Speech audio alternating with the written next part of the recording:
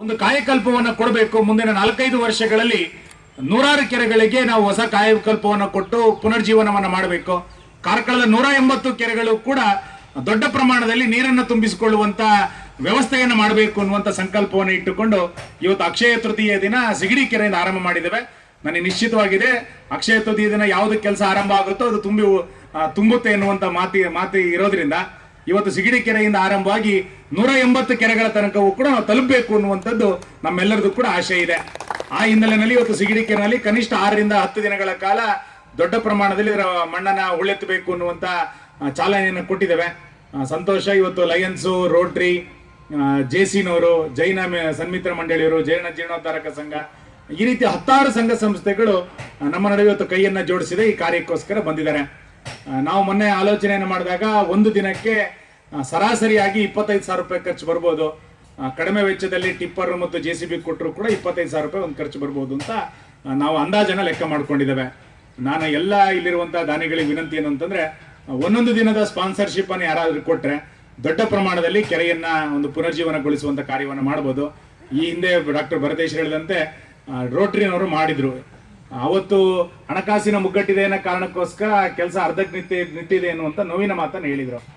ನಮ್ಮ ಈ ವರ್ಷದ ಈ ಕಾಮಗಾರಿ ಆ ರೀತಿ ಆಗದೆ ದೊಡ್ಡ ಪ್ರಮಾಣದಲ್ಲಿ ಇದನ್ನ ಪೂರ್ಣಗೊಳಿಸಬೇಕು, ದೊಡ್ಡ ಪ್ರಮಾಣದಲ್ಲಿ ಇದರ ಹೂಳನ್ನು ಎತ್ತಬೇಕು ಅಂತ ಆಲೋಚನೆ ಮಾಡಿದೆ. ನಾವು ಕಳೆದ ವರ್ಷ ಬಾವಿಯನ್ನ ಸಿಗಡಿ ಕೆರೆನಲ್ಲಿ ಒಂದು ತೋಡಿದ್ವಿ. ಚಂದ್ರಶೇಖರ ಹೆಗಡೆ ಅವರು ಇಲ್ಲೇ ಇದ್ದಾರೆ. ಅದರ ಹೂಳನ್ನು ಕೂಡ ಅವರು ಎತ್ಕೊಡುವಂತ ಪ್ರಯತ್ನವನ್ನು ಕೂಡ ಮಾಡಿದ್ರು. ಈ ವರ್ಷ ನಾವೆಲ್ಲ ನದಿಗಳ ಪಕ್ಕದಲ್ಲೇ ಬಾವಿಗಳನ್ನ ಮಾಡಿ ಕುಡಿಯುವ ನೀರಿನ ವ್ಯವಸ್ಥೆಯನ್ನು ಮಾಡಬೇಕು ಅಂತೇಳಿ ಪ್ರಾಯೋಗಿಕವಾಗಿ ನಾವು ಮುಣ್ಕೂರಿನಲ್ಲಿ ಅದನ್ನು ಮಾಡಿ ಯಶಸ್ವಿ ಮಾಡಿದ್ವಿ. ಅಲ್ಲಿರುವಂತಹ ಶಾಂಭವಿ ನದಿಯ ಪಕ್ಕದಲ್ಲಿ ಒಂದು ದೊಡ್ಡ ಬಾವಿಯನ್ನ ತೋಡಿ ಇವತ್ತು ಶಾಶ್ವತವಾದ ಕುಡಿಯುವ ನೀರಿಗೆ ವ್ಯವಸ್ಥೆಯನ್ನು ಮಾಡಬೇಕು ಅನ್ನುವಂತ ಪ್ರಯತ್ನಗಳನ್ನು ಈಗಾಗಲೇ ನಾವು ಆರಂಭ ಮಾಡಿದ್ದೇವೆ. ಇವತ್ತು ಸಿಗಡಿ ಕೆರೆಯಲ್ಲಿ ಇವತ್ತು ಆರಂಭ ಆಗಿದೆ. ರಾಜರು ನಿರ್ಮಾಣ ಮಾಡಿದಂತ ಕೆರೆ. ನಮ್ಮ ಕಾಲಘಟ್ಟದಲ್ಲಿ ಹೊಸ ಕೆರೆಗಳ ನಿರ್ಮಾಣ ಮಾಡ್ಲಿಕ್ಕೆ ನಮಗೆ ಸಾಧ್ಯ ಇಲ್ಲ. ಇರುವಂತ ಕೆರೆಗಳನ್ನಾದ್ರೂ ಕೂಡ ಉಳಿಸಿಕೊಳ್ಳುವಂತ ಪ್ರಯತ್ನಗಳು ನಮ್ಮೆಲ್ಲರ ಕಡೆಯಿಂದ ಆಗಬೇಕು. ಹಾಗಾಗಿ ನಾಡಿದ್ದು ಈ ವರ್ಷದ ಪರಿಸರ ಉತ್ಸವ ಜುಲೈ 1ನೇ ತಾರೀಕು ಮಾಡಬೇಕು ಅನ್ನುವಂಥ ಆಲೋಚನೆಗಳನ್ನು ಮಾಡಿದ್ದೇವೆ. ಮತ್ತೆ ಈ ವರ್ಷ 25,000 ಗಿಡವನ್ನು ನೆಡಬೇಕು, 25,000 ಇಂಗುಗುಂಡಿಗಳನ್ನು ಮಾಡಬೇಕು. ನಮ್ಮ ತಾಲೂಕಿನಲ್ಲಿರುವಂತ ಎಲ್ಲ ಬೋರ್ವೆಲ್ಗಳಿಗೆ ಜಲಪೂರ್ಣವನ್ನ ಮಾಡಬೇಕು ಈ ವರ್ಷ ಅನ್ನುವಂತ ಸಂಕಲ್ಪವನ್ನು ಇಟ್ಕೊಂಡು ಈಗಾಗಲೇ ಗ್ರಾಮ ಪಂಚಾಯತ್, ತಾಲೂಕ್ ಪಂಚಾಯತ್, ಜಿಲ್ಲಾ ಪಂಚಾಯತಿಯ ಸದಸ್ಯರಿಗೆ ಆ ನಿಟ್ಟಿನಲ್ಲಿ ನಾವು ಮಾತುಕತೆಗಳನ್ನು ಮಾಡ್ತಾ ಇದ್ದೇವೆ.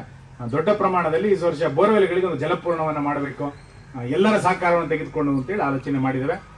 ಇವತ್ತು ನಾನು ಮೊನ್ನೆ ನಿಟ್ಟೆ ಮತ್ತು ಹೆಬ್ರಿಯ ಪ್ರಮುಖರ ಹತ್ರ ಮಾತಾಡ್ತಿದ್ದಾಗ ಅಲ್ಲೂ ಕೂಡ ಒಂದೊಂದು ಕೆರೆಗಳನ್ನ ತೆಗೆದುಕೊಳ್ಬೇಕು ಅನ್ನೋ ಯೋಚನೆಗಳನ್ನ ಅಲ್ಲಿರುವಂತ ಪ್ರಮುಖರು ಮಾಡ್ತಾ ಇದ್ದಾರೆ.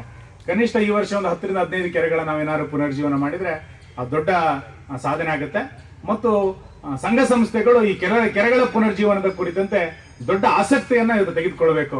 ನಾವು ಸಮಾರಂಭಗಳನ್ನ, ವಾರ್ಷಿಕೋತ್ಸವಗಳನ್ನ ಎಷ್ಟು ಆಸಕ್ತಿಯಿಂದ ಮಾಡ್ತೀವೋ ಅಷ್ಟೇ ಆಸಕ್ತಿಯನ್ನ ನಮ್ಮೂರಿನ ರಕ್ಷಣೆಯ ಬಗ್ಗೆ ನಾವು ಮಾಡಲಿಲ್ಲ ಅಂತಾದ್ರೆ ಖಂಡಿತ ನಮ್ಗೆ ಯಾರಿಗೂ ಕೂಡ ಭವಿಷ್ಯ ಇರಲಿಕ್ಕೆ ಸಾಧ್ಯ ಇಲ್ಲ.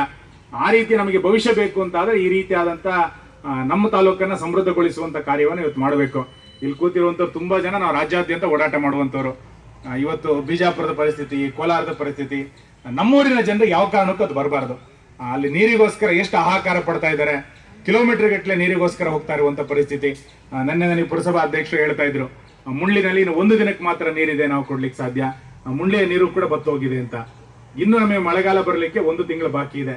ಮುಳ್ಳಿನಲ್ಲಿ 1 ದಿನ ನೀರಿದೆ ಅಂತಂದ್ರೆ ಪುರಸಭೆಯನ್ನು ಮಾಡ್ಲಿಕ್ಕೆ ಸಾಧ್ಯ ಇಲ್ಲ. ಹಾಗಾಗಿ ಅದಕ್ಕೆ ಏನು ಪರ್ಯಾಯ ಬೇಕು ಅಂತ ಆಲೋಚನೆಗಳನ್ನು ಪುರಸಭೆಯು ಕೂಡ ಮಾಡುತ್ತೆ.